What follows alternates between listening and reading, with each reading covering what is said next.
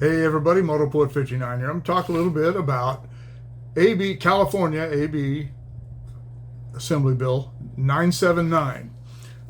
This bill was passed in 2021, and in brief, it stated this was a bill about equal rights in hiring and all this. And this is how the summary of the bill. Each company subject to the law must have at least one female director. Boards with 5 directors must have at least 2 female.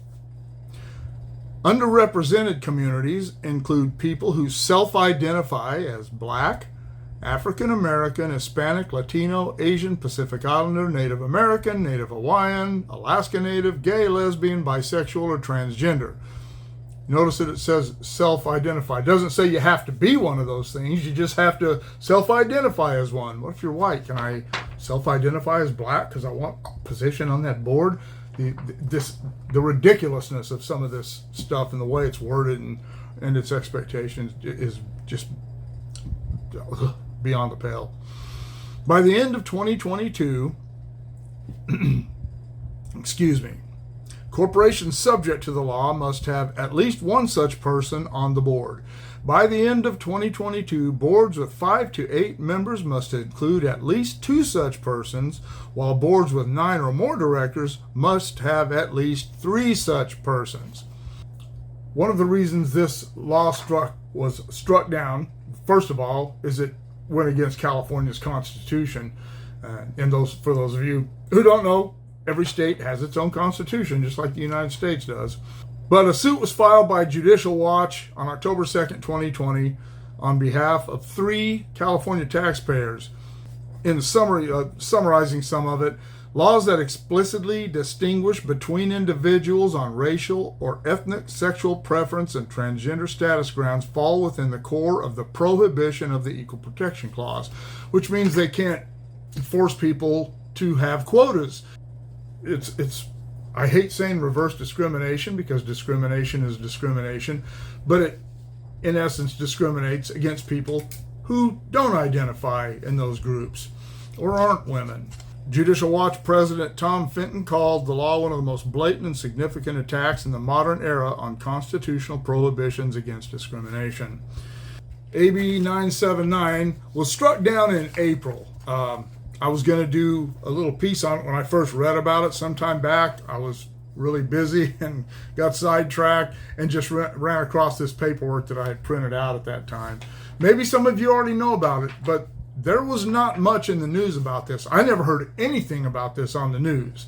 I read this on a Market Watch, which is a stock. It's more about news, how stocks can be affected.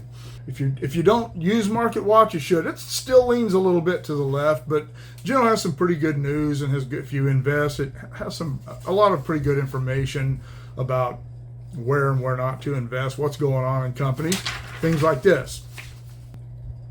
Historically, courts have not liked quotas. They did the whole affirmative action thing back in the 70s into the mid 80s, and it didn't work out well at all.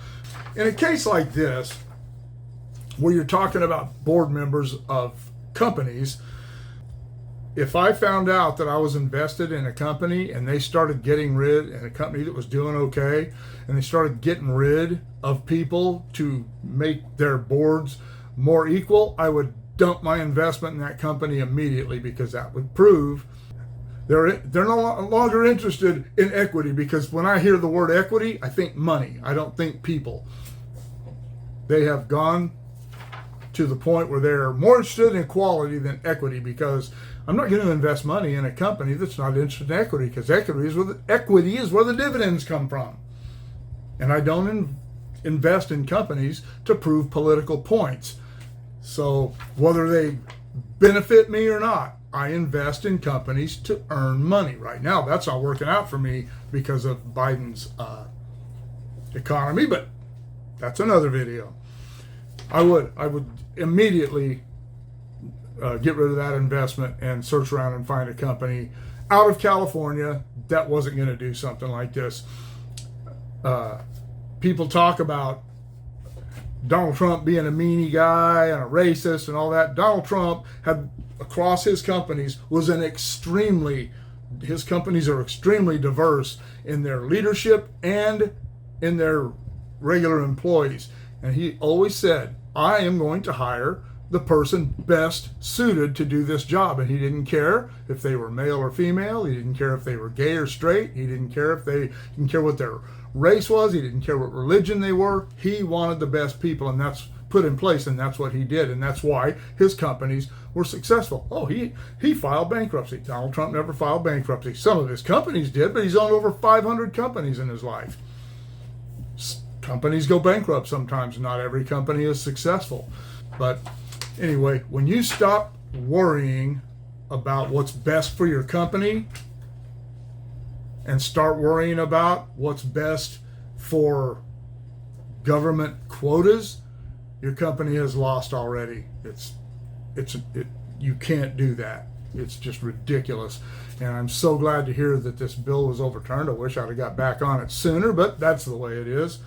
Let me know how you think about this bill. Let me know how you feel about the quotas, especially at the director level, places, executive level. A lot of these places, to be on a board, you need to either be the person who founded the company or a close relative, or you need to have at least an MBA to function efficiently in these positions. You can't just go up there with a high school diploma and start making decisions that are going to determine the direction that a company or a corporation goes. That's just not the way things work. It's not realistic.